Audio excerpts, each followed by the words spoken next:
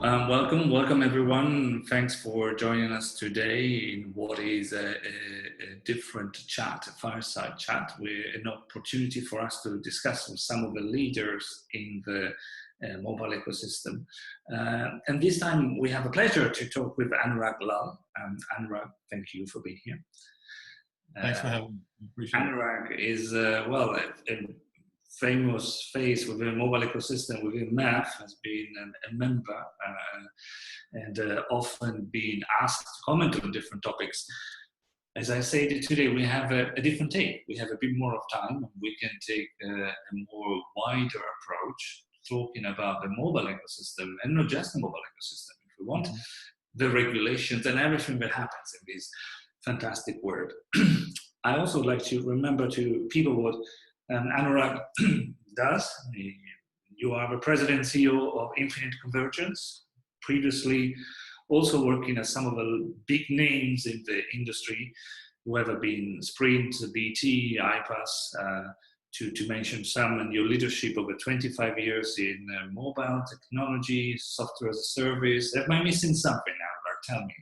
No, I think you've covered that quite well, Dario. I appreciate that introduction, and you're being too kind talking about my experience and my know-how and my positioning in the industry. But yes, I have been in the industry for a while. It's given me an opportunity to look at a wide-ranging set of challenges, everything from software to platforms to services, and also gave me an opportunity to be part of a regulatory thought process too, when I had a chance to work with the FCC as part of the National Broadband Task Force. So yes, so a good varied experience across the globe. So happy to provide you my perspective from that side.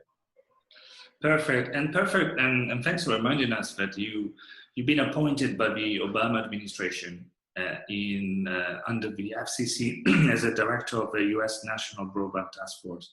So my first question is really about that. It would be, what did you get to understand and about the regulation of the fixed, first of all, fixed world, but also of the mobile world? What is broadband today, and what is missing in the broadband world? Sure. No, that's a great question. And just to give you a perspective about the Broadband Task Force, that was actually mandated by President Obama. He had made an election promise to go out and make sure that the broadband availability, both wireline and wireless broadband, was made an important part of his telecommunications policy.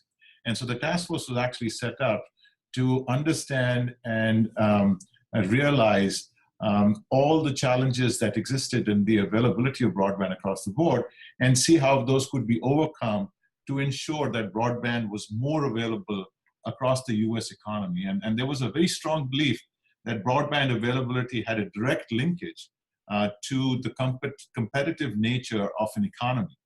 And the US over a period of time had kind of fallen behind, and President Obama wanted to make sure that we put that back on the front burner again and push that availability back up. So as part of that task force, we looked at every aspect of technology, broadband connectivity technology, whether that be cable, wired broadband, wireless broadband, and in all its forms, including satellite. And we went out and looked at what were the ideal policies, both for the public and the private sector, to work together to ensure that broadband was made available across the economy, regardless of your income position or your location within the country. And as I'm sure you appreciate, the United States is a very large geography, right? And to deploy technology to have ubiquitous broadband coverage across that geography is expensive and time-consuming. And so we wanted to maximize that opportunity and provide guidance to the industry to go out and make sure that they went out and deployed aggressively. I think the benefits of that task force have been numerous, and I think it was great work. My particular opportunity within the task force to really to go out and look at other economies that had done a great job of making broadband a very important aspect of their economy, right? And so we looked at the Nordics. The Nordics have always been leading with regards to broadband availability. We looked at countries like South Korea. We looked at Japan. We looked at Singapore. And we tried to learn from them as well because we didn't want to reinvent the wheel. And now if you look back, and I'm not trying to take credit for the position the US has with regards to broadband availability, but if you now take a look, I think the US is very well positioned with regards to 4G wireless availability, right? They have aggressively deployed it, and they continue to extend the reach of that network. We also have very good broadband availability from a wireline perspective too. We also got a bunch of different ways that broadband is being made available for the economic part of the United States that may not be able to afford broadband itself. So I think if you look at the work done and the progress that's been made, I think the task force established a good baseline. They educated the industry and also the policymakers with regards to why broadband was important, why it needed to be available, why it needed to be deployed. And I think progress has been made. And I think the benefits of that progress are obviously evident to the people at large. So let me ask you now as well. There was true for the US. You look outside, you brought some interesting ideas to the US. A few years later, are you looking at some other parts of the world, and I'm looking at both of the emerging as well as mature markets, where are still missing some of this learning, something that could still be done globally to improve the availability of the broadband services across the different parts of the consumer? Yeah, Dario, you're absolutely right, because there is no stage of nirvana where there is ubiquitous broadband availability across the board, right? And so when we were in the task force, we looked at other countries that had succeeded in certain policy measures and other incentives that they provided to the private sector to allow broadband to be more ubiquitously deployed, right? Whether that be access to last mile, access to copper, access to fiber, access to more spectrum in the case of wireless, right? But today, across the globe, there's a huge portion of the population, of the global population, that does not have access to broadband. And I think there are leading edge technologies that are satellite-based, drone-based, balloon-based, that could potentially be deployed. And I think the private sector is doing a lot of work in that regard in trying to get that out. But I think there is a huge gap that still remains with regards to broadband availability. And I think that's really where the opportunity is. But I think the first step in broadband availability within an within a country, if you may, has to be a realization of their governments and their policymakers that broadband is key to an economy's success. Broadband is key to maintaining the competitiveness of an economy. Broadband is a key factor for the economy that is relevant today, which is the internet-based economy, right? So if there is realization to those three areas, these governments will make that a huge and important part of their policy, will allocate appropriate funds and investments in those areas to be able to push that out.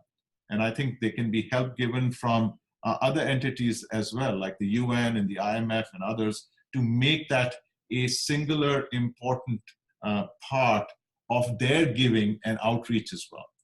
Because of the fact that broadband has such an immense impact on a particular economy, immense impact on an economy's ability to offer jobs. And clearly joblessness is also a huge problem in across the globe today, right? So if we are doing the right thing with making broadband available, regardless of what technology it uses, I think it has a positive effect on an economy, which ultimately has a positive effect on jobs, which ultimately makes sure that that circle continues to thrive, pushing that economy forward.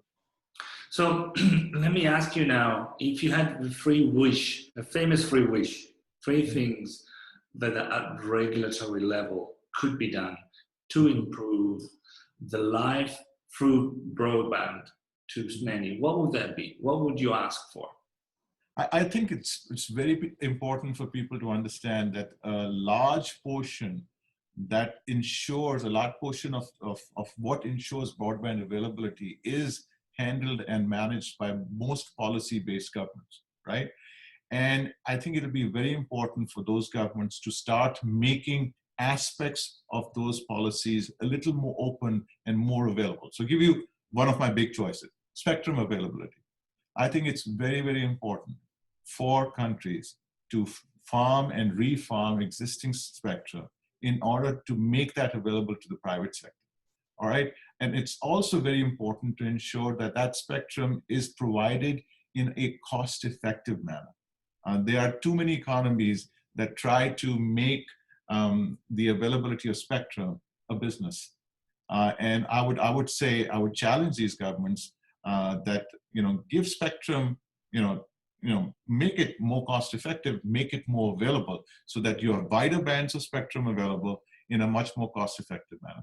And then there's the other unlicensed part of spectrum. I think there's a huge opportunity to make a larger band and allocate that to unlicensed spectrum that then will drive innovation around technologies like Wi-Fi and others, because Wi-Fi itself has a huge role in ensuring the availability of broadband in a manner that's much more convenient than it was in the past, right? It's Wi-Fi is much more ubiquitous, and I've been always a big fan of Wi-Fi, but it's always restricted by the amount of spectrum that's available to it. And so my second wish would be to make that spectrum available much more conveniently.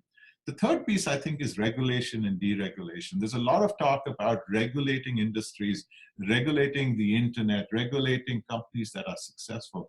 And I have, in my experience, seen too much regulation can be very stifling, right? They have to be rules, and the rules have to be very clear, and people should work and play within those rules. But overreaching regulation that stifles innovation and slows down economies, I think, and creates bureaucracy, I think is really contradictory to the whole purpose. So again, to recap, I think make policies available that help the industries, make more spectrum available, both in the licensed side bands as well as in the unlicensed band, to drive more innovation and make broadband more affordable. Because I think the spectrum cost is what really drives up the price of broadband availability. And then the third piece is, when it comes to regulation, provide rules, but don't provide overarching regulation that actually slows economies down because of the bureaucracy that's now built in to manage that regulation. Because ultimately, with that regulation being far-reaching and overreaching, people spend money and time to manage it, which also adds to the affordability piece of broadband. So those three things, I think, would be great wishes for all economies to look at. And there are certain governments that do it better than others. We noticed in the Nordics, spectrum was pretty much given away in a beauty contest kind of a thought process. Other parts of the globe, we see spectrum being charged for arm and a leg based on an auction, right? I think there has to be some kind of a middle ground that makes it available in a much more cost-effective manner. And I think everybody then gets the benefit of it, especially the economy of those particular countries who take advantage of that. Let me ask you something which is almost topical, but we've heard a lot about 5G over the last few years. We're now seeing 5Gs really being deployed, announced and deployed in US and South Korea, in other places. Is 5G a solution to all of the problems in fixed, we've heard, and in wireless, or are we still missing something? Is there still something out there? Right, and I think that's a great question, Dario. I think 5G is going to be a huge upgrade from a technology perspective, performance, latency, density, and all of that has the benefits of making wireless connectivity at a broadband level that much more available across the economy, right? We've also seen real proof, tangible proof, where 5G, because of its advantages around latency and density, will push forth applications like IoT, right? Applications like autonomous driving, applications like VR and AR that are being done on a wide area basis, right? all of those advantages are going to be reflected in the economy. I think 5G is going to be an excellent thought process when it comes to an economy and its ability to be more competitive and its ability to drive additional applications and opportunities for within the economy. That being said, 5G is not a silver bullet. Ultimately, you will still have to get spectrum. You will still have to be able to invest in technology to deploy those networks. And all of that is going to cost and take time and effort. But I think as a technology, it's a great evolution for wireless connectivity. It has great promises for driving additional applications because of the technological advantages it presents, like the reduced latency, higher density, higher throughput. And all of that can be taken advantage of and will be taken advantage of by economies and countries who aggressively go out and deploy those networks. So I think it's a great thing, but definitely not a silver bullet. Let me ask you one more thing, and it's one of my favorite topic right now, but wireless and fixed broadband availability have given a lot of opportunities, and we always talked about the consumer side and what's happening there. But what about the enterprise and the digitalizations of processes of internal industries itself? Are we seeing all that could be done? Is there more? Where are we in the enterprise digitalization landmark? Right. So the enterprise basically, mimics a consumer's life. In their consumer life, it's kind of replicated in the enterprise, right? Enterprises need connectivity at a very high density level because of the employees that they have within their organization. Enterprises also are the ones who will be investing in new verticals and new technologies and new use cases, leveraging the new technologies like 5G that are becoming available.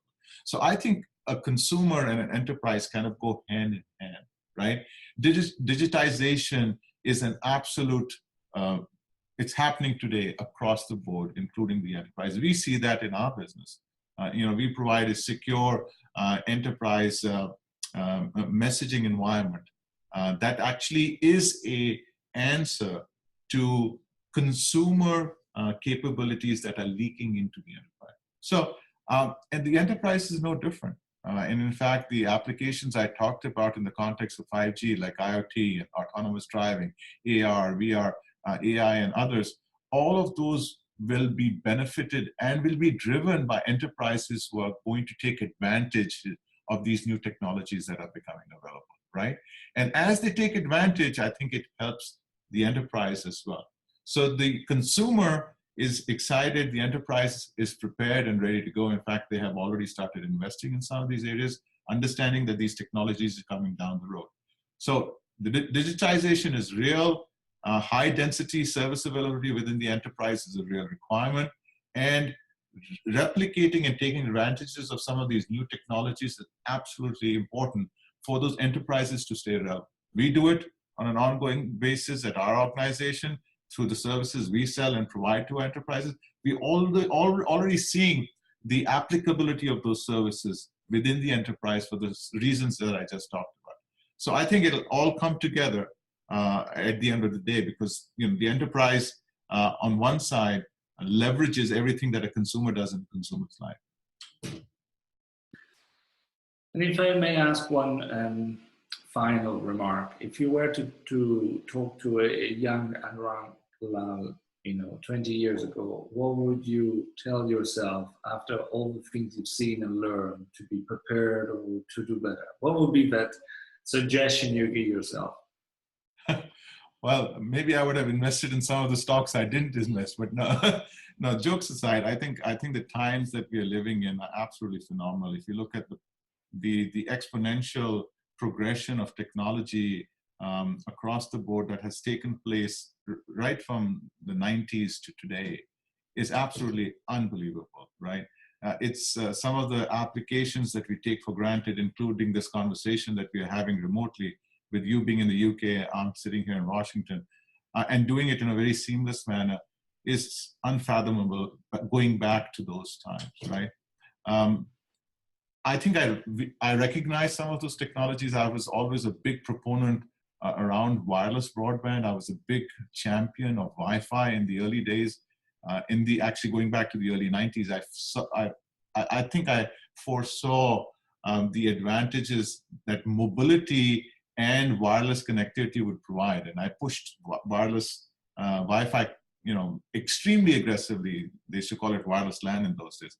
But hindsight being 2020, I think, and hindsight is always 2020. There are so many other use cases and applications that you could have taken advantage of.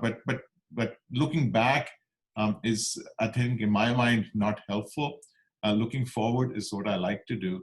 I can't but acknowledge the progression that has happened and the applications and the technologies and the devices that we are using today that we take for granted. But I'm just excited and looking forward to the next few years, because I think the pace of innovation based on all these new technologies like 5G and others is going to increase exponentially, and giving birth to technologies, applications, use cases, and conveniences that we today can't fathom. And I'm looking forward to that, because I think it'll be an exciting time, and I'm happy to be part of this exciting and happening industry, if you may. Thank you, Anurag. Thanks again. Thanks for this chat. And I hope we'll have a chance to continue our discussion very soon on the Mobile Ecosystem Forum or somewhere else. Thank you. Thank you, Dario. Thank you for taking the time. I really appreciate it.